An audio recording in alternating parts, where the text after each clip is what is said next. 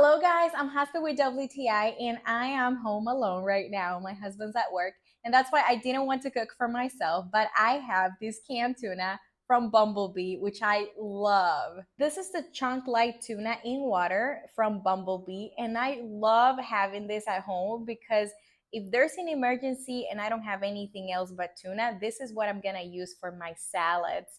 I put it over my lettuce, cucumber, and tomatoes, and it just makes the perfect meal if I don't want to cook anything.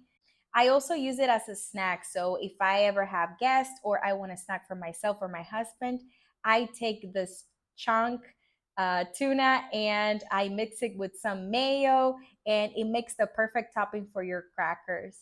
I think it's definitely practical and it's always good to have some canned tuna at home, especially this one from Bumble Bee. It's really delicious and it's also healthy. So if you want to have the perfect ingredient for a fast meal, but also healthy, this chunk tuna by Bumble Bee is the perfect one.